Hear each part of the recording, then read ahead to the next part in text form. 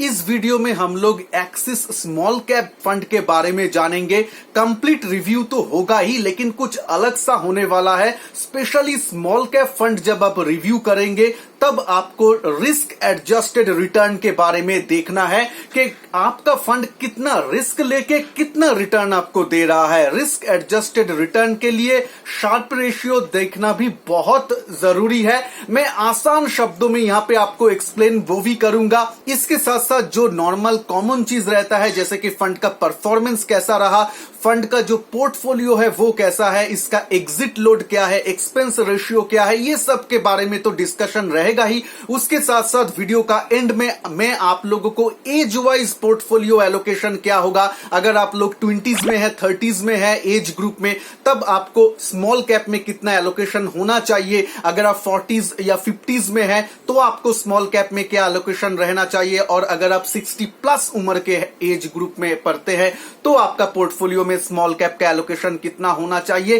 पूरा ये details discussion रहेगा। तो ये वीडियो बहुत ही यूनिक होने वाला है। आप लोग वीडियो को एंड तक जरूर देखिएगा। नमस्कार दोस्तों, मैं हूं संजय और आप देख रहे हैं आपका चैनल संजय टॉक्स। आप लोग अगर चैनल में नए हैं तो नीचे जो रेड कलर का सब्सक्राइब बटन है उसको क्लिक कीजिए, पास में जो बेल आइकन है उसको भी क्लिक कीजिए, ताकि मैं जब भी न्यू वीडियो अपलोड करूं वो आप लोगों के पास पहुंच जाए। अब देखिए, स्मॉल कैप फंड के बारे में डिस्कशन करते समय शार्प रेशियो क्यों जानना जरूरी है। देखिए, मान लीजिए आपके पास दो फंड है, फंड ए और फंड बी। आप ये खुद से एनालिसिस कर रहे हैं कि आपको कौन सा फंड लेना है। मान लीजिए फंड ए को भी आप देख रहे हैं कि 15% रिटर्न दे रहे हैं, फंड बी भी आपको 15% रिटर्न दे रहे हैं, और हम अमूमन सब कुछ all the parameters are same, लगभग सेम है। तो आप लोग कंफ्यूजन में है कि कौन सा फंड को हमें चूज करना है।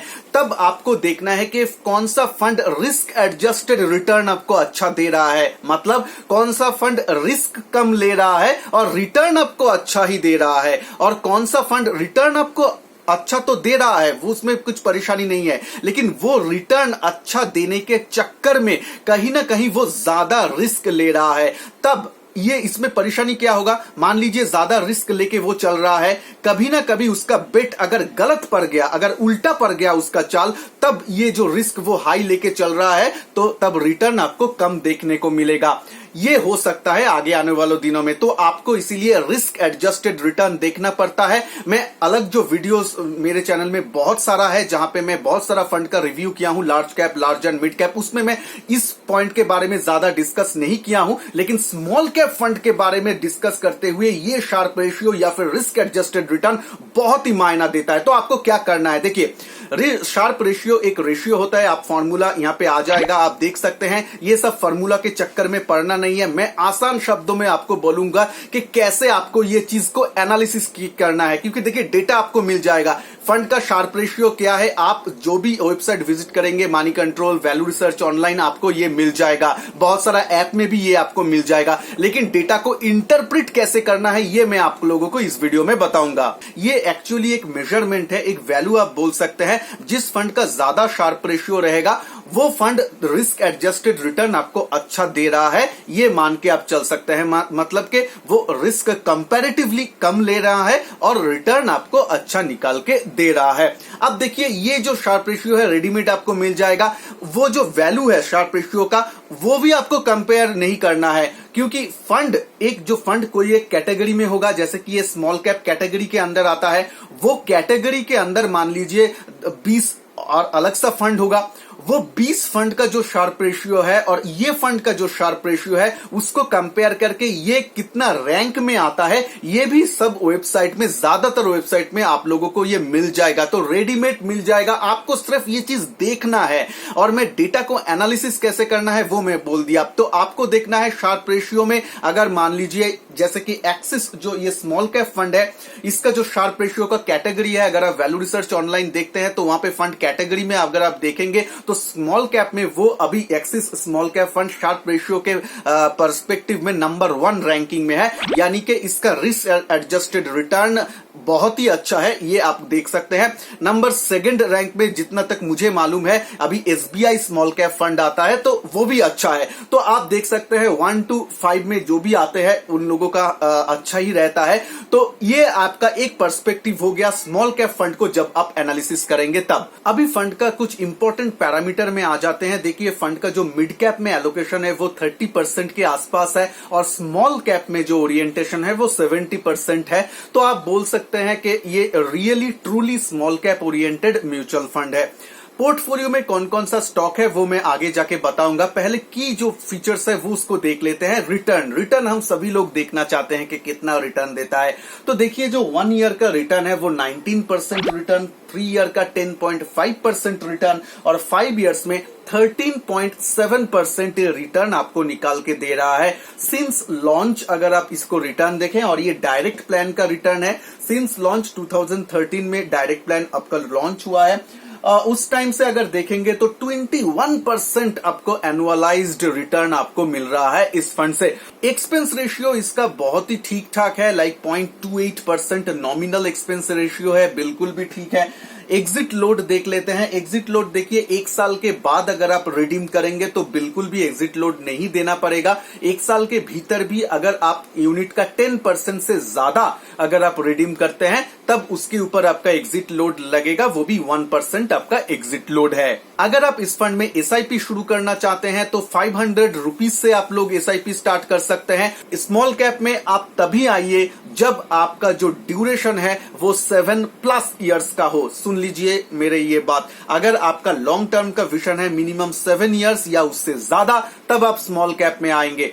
हाँ, अब बोल सकते हैं अभी मैं 1 साल में तो देख रहा हूं कि बहुत अच्छा मुनाफा दे दिया है। हाँ, दे सकता है। आज अगर आप मान लीजिए इन्वेस्ट कीजिएगा और मान लीजिए निफ्टी बढ़ के 15,000 हो गया नेक्स्ट 1-2 साल में, तो आपका जो स्मॉल कैप है वो भी बढ़ेगा और आपका जो है मुनाफा दिखेगा। तब आप सोचेंगे अरे 2 साल में तो मुझे बहुत सारा मुनाफा आ गया। हो सकता है वो अगर होता है तो बहुत अच्छा है। वो मैं चाहता हूं कि सभी लोगों का है। मैं खुद भी निवेशित रहता हूं बहुत सारा म्यूचुअल फंड्स में, तो ये तो बहुत अच्छा है। लेकिन देखिए ये सोच के हमें डिसीजन नहीं लेना है कि क्या होगा। हम जब निवेश करते हैं उसका पहला चीज जो रूल होता है, तब अपना रिस्क को पहले देखना, क्योंकि रिस्क अपने हाथ में है, प्रॉफिट तो मार्केट डिसाइड करेगा। तो रिस्क आपको देखना है। रिस्क अगर कम लेना चाहते हैं तब आप लॉन्ग टर्म के लिए अगर सोच रहे हैं तो ही आप स्मॉल कैप में आइए, ठीक है। और मैं आपको वीडियो में आगे पोर्टफोलियो एलोकेशन आपका स्मॉल कैप में क्या होने वाला है उसके बारे में भी डिटेल्ड डिस्कशन करूंगा। उससे पहले फंड का पोर्टफोलियो देख लेते हैं। देखिए पोर्टफोलियो आपका स्क्रीन में आ जाएगा।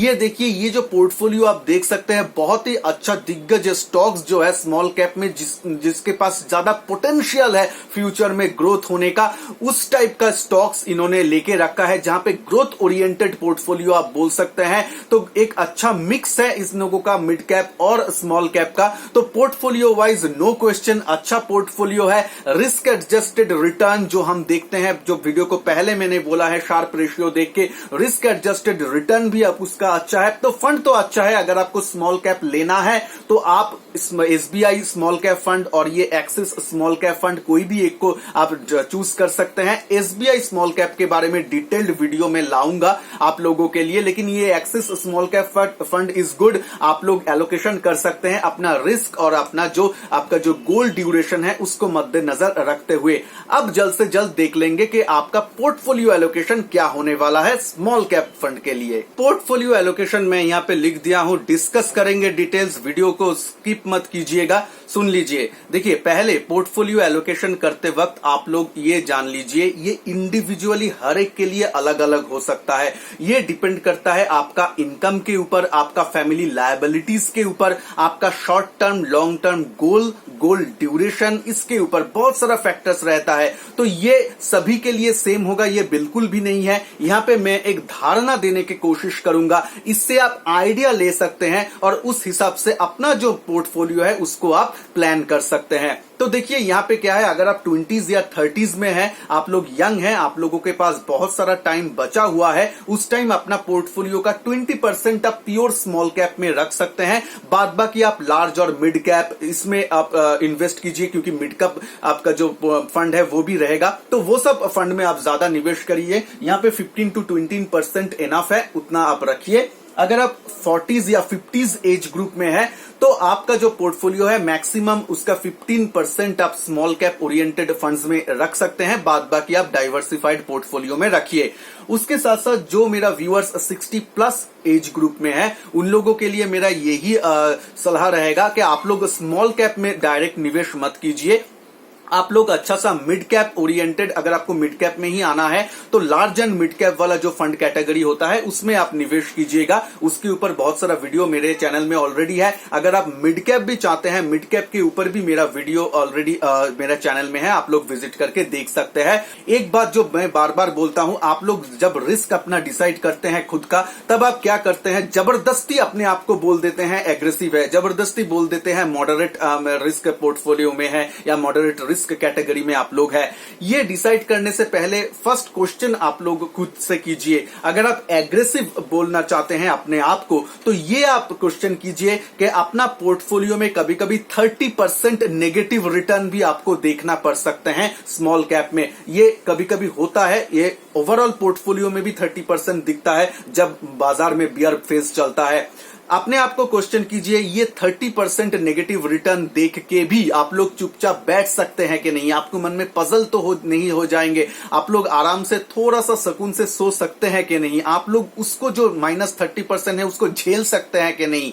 अगर आपका आंसर है नहीं, मैं झेल नहीं सकता हूं, तो आप एग्रेसिव रिस्क वाला नहीं है, ये आप जान लीजिए। अपने आप को जबरदस्ती एग्रेसिव मत बनाइए, अपने आप को जबरदस्ती मॉडरेट मत बनाइए। तो रिस्क प्रोफाइल करते टाइम आप लोग अपने आप को थोड़ा सा टाइम दीजिए, फैमिली के साथ भी डिस्कस कीजिए, उसके बाद कीजिए। और ये सब अगर आप खुद से कर पा रहे हैं तो अच्छा है। अगर आपको मेरे हेल्प का जरूरत है तो नीचे डिस्क्रिप्शन बॉक्स में मेरा सर्विसेज का लिंक भी दिया गया है, आप लोग कंसिडर कर सकते हैं। तो देखिए, ये पोर्टफोलियो अगर आप मेंटेन करके चलेंगे और एक्सेस स्मॉल कैप फंड के बारे में जो भी मैं पहले बताया उसके बारे में आप थोड़ा सा डिटेल्ड एनालिसिस तो देख लिए होंगे, मेरा राय भी आप जान गए होंगे, तो उस हिसाब से अगर आप चलेंगे तो आराम से मेरा मानना है कि आप एक अच्छा बैलेंस्ड पोर्टफोलियो बना सकते हैं। और वो करके मेन चीज है, स्मॉल कैप देखिए रिस्की है, मेन चीज है इसमें आप लोगों को रिव्यू करते आना है। हर 6 मंथ या 1 ईयर में एटलीस्ट एक बार आपका फंड का या पोर्टफोलियो का ओवरऑल रिव्यू जरूर करना है। और हर रिव्यू में फंड को चेंज करना है ऐसा नहीं। अगर आपका फंड कंसिस्टेंटली अपना एवरेज से कम परफॉर्म कर रहा है, या फिर जो मैं वीडियो को पहले बताया शार्प रेशियो देख के आप लोग पता चल जाएगा कि रिस्क कितना ले रहा है। अगर कंसिस्टेंटली फंड आपका ज्यादा रिस्क ले रहे हैं तो आपको थोड़ा सा चेंज करने का लिए सोच सकते हैं, अदरवाइज नहीं। अदरवाइज आप वही फंड को कंटिन्यू कीजिएगा। तो फंड का रिव्यू जरूर कीजिएगा। स्मॉल कैप में थोड़ा सा आप लोगों को एक्टिव रहना है, ऐसा नहीं है कि फंड में डाल दिया और चुपचाप सो गए 20 साल के लिए, ऐसा बिल्कुल भी नहीं है। एटलीस्ट साल में 1-2 बार आपको अपना पोर्टफोलियो, अपना फंड जो है उसको रिव्यू करना पड़ेगा। अगर आप लोगों को वीडियो अच्छा लग रहा है तो वीडियो को लाइक शेयर जरूर कीजिएगा, और चैनल में नए हैं तो सब्सक्राइब करने के साथ साथ बेल आइकन को भी जरूर प्रेस कर लीजिएगा। और अगर आप ढूंढ रहे हैं best multi cap fund, best mid cap fund, best international fund, तो ये सब का वीडियो मेरे चैनल में ऑलरेडी मौजूद है। लिंक डिस्क्रिप्शन बॉक्स और आई बटन में दिया गया है, आप लोग कंसिडर कर सकते हैं। तो चलिए मिलते हैं नेक्स्ट वीडियो में, तब तक के लिए जय हिंद, वंदे मातरम।